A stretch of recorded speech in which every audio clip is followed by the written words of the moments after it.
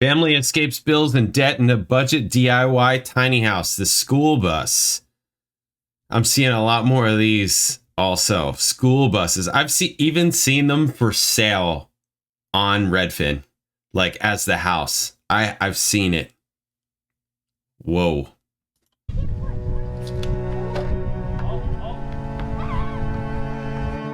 It really came from just struggling, like living paycheck to paycheck. Jake was working full time while I was with the kids, and it just seemed like we never had enough time together as a family. We originally were looking at like earthships and like other forms of tiny living, but that all requires buying land before you can even begin to build a home. So that's when we found schoolies. Let's go. It's the room. For a while, it was just something we saw on the internet, on Facebook, like, oh, that's awesome, I wish I could do that. But just never thinking it would be reality for us, because you're just so stuck in that get up, go to work, come home, pay rent, make the bills, and all that. And it was really after our second was born that I came across a bus in New Jersey that was only like 20 minutes from where we lived. It was only $2,000. It had virtually no mechanical issues, very minimal rust for being from the Northeast, because up here we get lots of rain, snow, and the salt on the roads, and it was just too good to pass up. Definitely at first I was like motivated because I felt like good, you know, I'm getting all this done, I'm working so much, but it definitely starts to take a toll. I mean, I think I tried a little more than I should have. Like I would get off of work at 6 and work here till dark on the bus, and then the weekend I would show up here in the morning and work all day long. And I mean, at first, yeah, it was motivating, but then it gets tiring, but in the end it's all well worth it. It's definitely, you know, different realizing the things that you used to buy all the time and all the unnecessary things we would have, to then doing this and be able to save money and spoil the kids a lot more. Can't just buy things. To be honest, it's pretty nice. You have limited space like that. Getting away from all those big bills and big payments, and just knowing you don't have to worry about it. You're not stressed out as much anymore. Bro. That's actually a lot better there. I know I always talk about this kind of stuff, you know, but like if I had a tooth that was gone, I would have gotten that figured out yesterday. It's so important, you know, like you like, that's like, you like to think that people don't judge, but you're lying to yourself. I'm just being honest, you know, like, and obviously things happen. That could happen to me. Could happen to me. It could have happened to me. You wouldn't even know it. You would have no idea, you know, and then you want it that way, right? You want it that way. I'm just being real. Just being real. You can not like it, but I'm just being real. It's important. You know.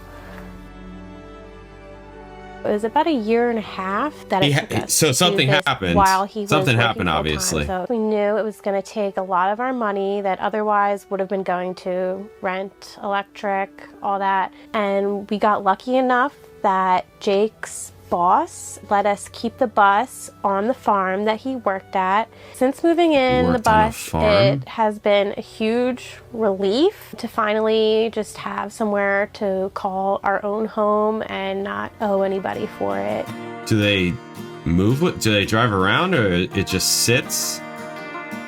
It's a 2000 GMC Bluebird. It's an Allison transmission. Runs great. Got it for about $2,000. The tires came with it, pretty brand new tires. We painted all the windows with white paint. All the black was done by hand, taped off, spray painted. That's the chimney. We got 6 solar panels that power the entire bus. This is the shore power if anything was to go wrong with the solar or we didn't want to use it to conserve the energy. Back here is actually the water hookup to where we either fill our tank or can just be straight hooked up to water so that we can just constantly not have to worry about refilling tank or going empty. We pretty much just turned underneath the bus into just storage, where right now it's just our little project stuff going on right now. We have a 100-gallon water tank that shore power comes into, and that's usually plenty for us unless the kids are in the mud too many times a day. A little open area for a breezy day, hang out, relax. We usually just sit right here just to relax by the bus, watch the kids.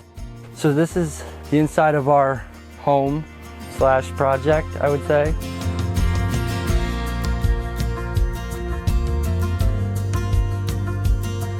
So I've seen some of these where they do like a ceiling lift, which looks crazy. These guys obviously didn't do that because I just think about me being in something like that, being like 6 foot and being, he may be the same height or close to it. I'm like, man, you are like, you got to duck down to take a shirt off.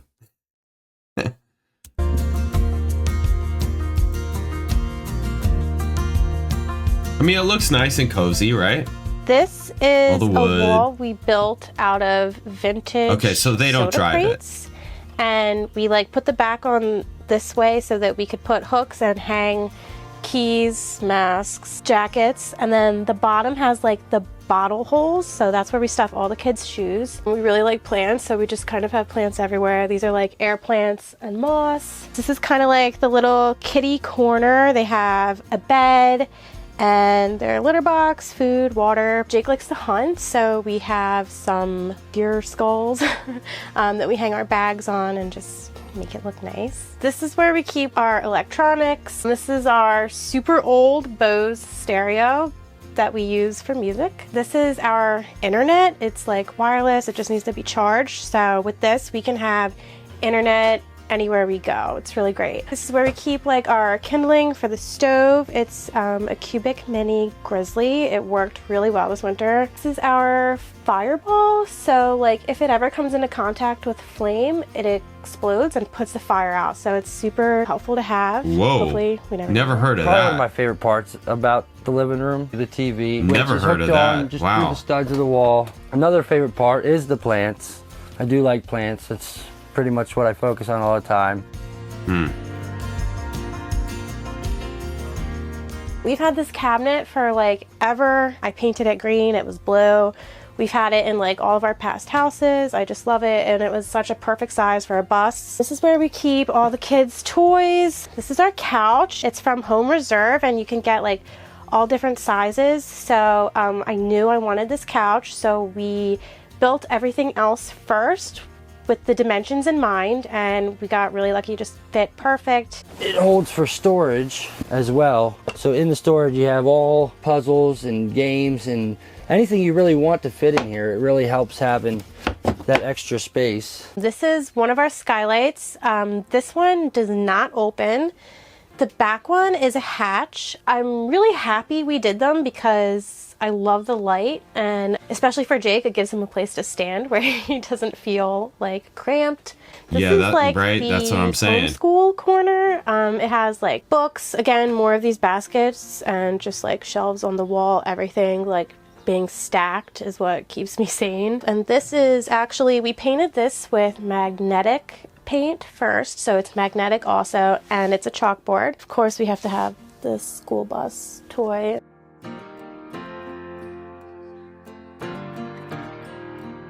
This is the kitchen.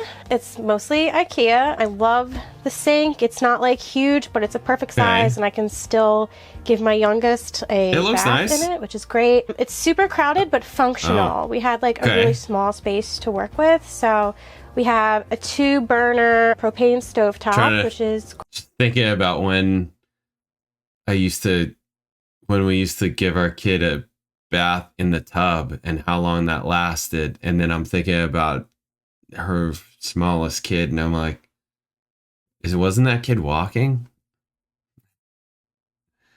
I'm like, my kid was like an infant, like a newborn in the sink, but it didn't last that long. Didn't last that long at all. great. This is where we keep like our bread and fruits and veggies. Here we have all of our silverware, cooking utensils. We kind of just looked to use every possible square inch. Yeah, you really have to. Which is why we have things hanging, stacked, one thing on top of the other. If I saw an empty space, I just kind of thought, what could I put here? I had like these bars left over from our last house, and they were just perfect for the utensils. These lights I'm so happy with. They give me like a nautical feeling. I was really set on wanting these. These are like anti-theft lights for like outdoors, but they're really amazing, and they use really like a small amount of power. So this is our fridge. It's like the retro style, which I really wanted, and I just like love black accents in the kitchen, which is why we have like all the cast iron, the black sink, the black handles. These are like magnetic spice holders, and they have the names here, which is really awesome. And they're super strong, so like they don't go anywhere. I thought it was gonna be too small, but it's like the perfect size. This is our propane hot water heater. Works really great. We really haven't had to mess with it too much. And then of course we have our smoke detector slash CO2 or carbon monoxide detector. This is a washer dryer. It's really great. It like will wash and then dry right after through like steam. This is the bunk beds for the boys. The top is Jacob's. He requested rainbow walls. It has glow-in-the-dark stars on the ceiling. We used these pipes for climbing up into the bunk, and there's a handle there too. Underneath here we have their pajamas. These are just baskets that I zip tied together so that they would like give us the depth without having to make our own. This is also the second kid's bed. It is a little bit tighter, but he does love to go in it and play in it. So the bathroom actually is where we spend the least amount of our time. Wrap the entire bathroom with bamboo ledges. It's a composting toilet. We made it ourselves versus buying one. Just wanted to give it a shot, see if we could do it ourselves. Obviously some artwork from a friend of ours that did that herself. And then obviously more plants and more miscellaneous things. This little cabinet that we just put into the wall in here for all the miscellaneous things, deodorant, whatever we would need in here. And then actually this mirror was the rear view mirror to the bus itself and made it our bathroom mirror. And it actually works perfect up and down. You don't really need one too wide. And then the shower itself was a great project. I mean, we have a bench to sit. Where is that? Everybody come in, the kids can get in here together, hang out, one on the bench. That's in the bus, huh? We did decide to save the emergency window so that when in here or whatever, we can open this and access the shower from outside or inside and just have a nice view, nice breeze while you're hanging out in the shower. These are just wood tiles that click together. They were a different color, but we cleaned them up and restained them to the darker color that we wanted. And they're just over top of the concrete floor where the drain is, and they just help keep us elevated off, allow the water to run easier. We also built a cubby hole in here for the soap, the sponge, everything like that.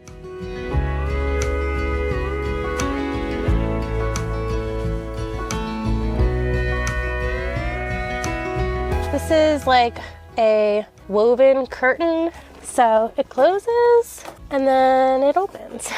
These are just drawers that we took out of an old vintage dresser we found on Craigslist, I think. So we actually like built the thing to put the drawers in because the dresser was too high itself. We have more storage over here for our clothes. We have a mirror and some pressed flowers on the wall. This bed is actually like more comfortable than the bed we had in our house. It's a queen size bed, and this bedding I'm so in love with. I've had it for years. It's a king, but I turned it sideways because I was determined. It's so comfortable. These curtains I actually made from blackout curtains from Walmart and fleece that I cut up and hot glued to each other.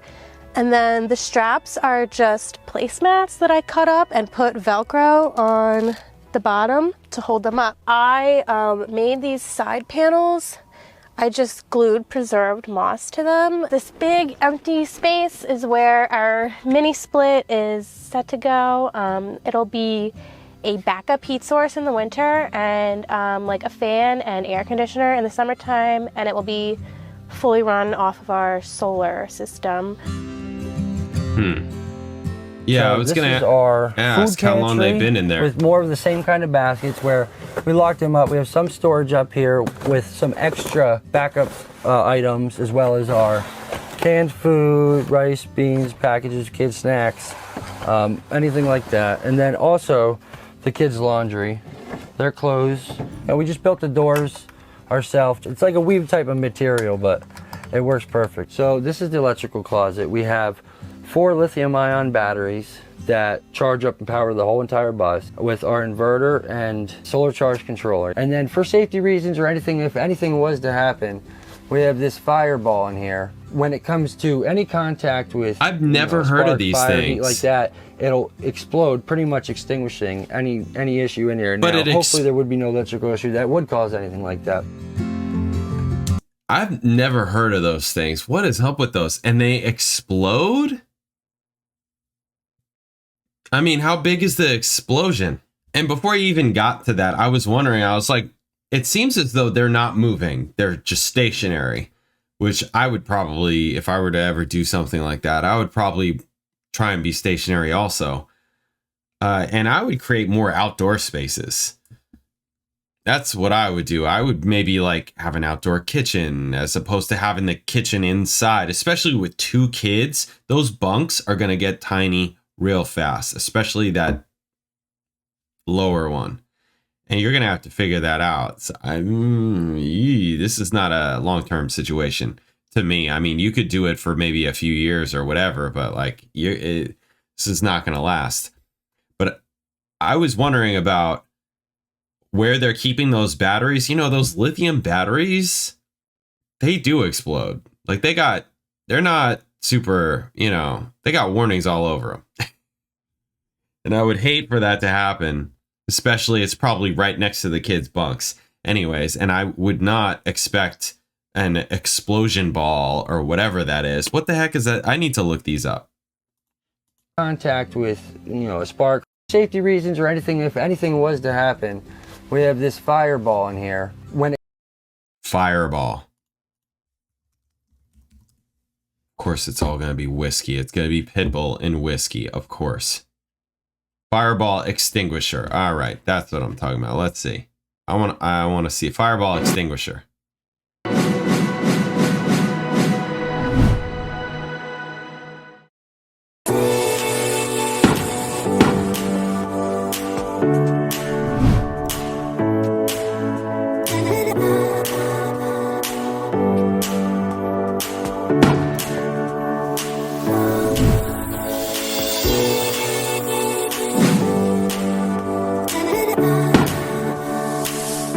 Yo, okay. I mean, that's cool and all, but nah, not such a tiny space.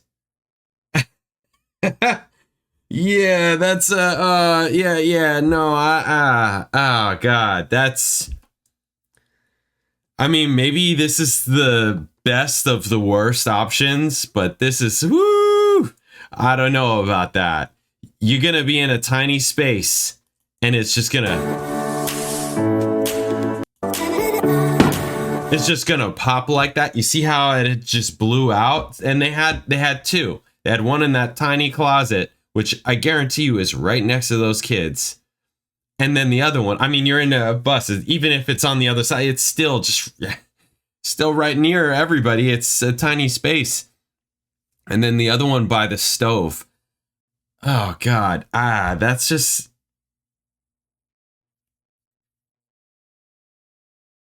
I don't like it. I don't think I would do that.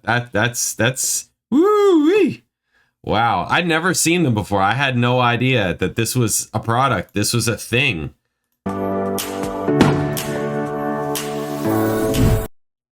Oh man. Yeesh. That's just crazy. When it comes to any contact with, you know, a spark, fire, heat like that, it'll explode, pretty much extinguishing any issue in here. Now, hopefully there would be no electrical issue that would cause anything like that. Man. My number 1 piece of advice for anybody thinking of building a bus into a house would be to allot way more time for it than you originally thought, because pretty much every project definitely took more time than we were planning on, and that's still true. Just take your time, have fun. Don't stress yourself out about the small things. You know, everything can be fixed, and just don't make yourself go crazy thinking it has to be 100% perfect. You know, taking time designing it and just picture what you would want and go for it, you know? And they just live on the farm that this guy works at? It's really nice to have a place to call our own home that we don't owe anybody for, and it's just ours. Yeah, I mean, right, that's the perk, right? All right, mobile dwellings, very cool. Super cool. I would create more outdoor spaces. And the whole thing I was going to say about that whole battery closet, why isn't that outside? That should be outside somewhere if they can make that happen. If you're stationary, right? I would create more outdoor spaces. I would maybe have the bathroom and all that stuff outside. I would create like more awnings. I would maybe, like, if you're going to be stationary, I would have it where you walk into like a porch type setting, something like that, right? And when you get off, it's like you're in a porch, so it's almost like another room almost, right? If you're going to be stationary, if you're driving around in this kind of thing, obviously you're not doing that. But for any of this kind of living, the van, RV, manufactured house, bus, whatever, I think that if it's really about keeping your expenses low, you want to be stationary, because once you start driving, your gas, your wear and tear on the engine and everything else, things start going up. So I would try and be stationary and just have a vehicle to drive around and do whatever, that kind of thing. And I would build more outdoor spaces. Absolutely build more outdoor space. That way it gives you a bit more room, not just the inside room. Your inside room you can really capitalize on. You can make bigger bed areas, especially for your kids. That might be nice. More sitting areas. I mean, they had the couch or whatever, but where are the kids doing their homework? Just as an example. I'm not trying to, like, just rag on these people or anything like that at all. I think it's super interesting. But there's no, like, table or desk. I'm not seeing any table space for them to do homework at, right? You need, like, a table or a desk. Something like that. So, and yeah, they're little now, but they won't be real fast. So that's what I would do. I would create more outdoor space and really use the inside space for like like some kind of table, dining, desk type of area, and your rooms, your bedrooms, really your bedrooms. I would probably have the bathroom and shower outside. I would probably have the kitchen outside. Yes, I would not live somewhere where it snows or is cold like that.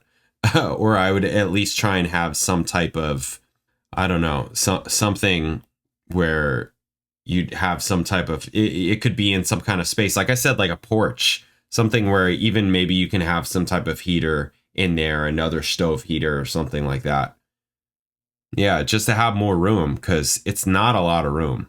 It's not. Even if you get those massive school buses, it's not a lot. And they didn't do that lift. I've seen some of those videos with the lifts. That makes a really big deal. That's not only good just for, as somebody that's 6 foot, but also your shelving, all that. You can go higher up. Tough.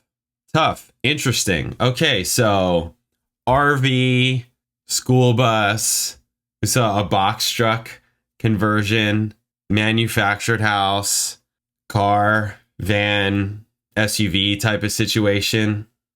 I'd probably go with an RV. I think maybe probably go with an RV. Yeah. And even still, I would really, really, really try and be stationary. I just think that's the best thing. Like, get land, go somewhere where land is cheap, get land, but you're still like within some distance to a major city, some hub where you can do your shopping and your groceries and all that kind of thing. Everything, that you need, your hospital, your etc., all that stuff, especially if you got kids. Get your land and then be stationary. Be stationary. And obviously that's also going to be difficult because codes, right, and laws. Not every state is going to allow this kind of thing. So you got to look into that.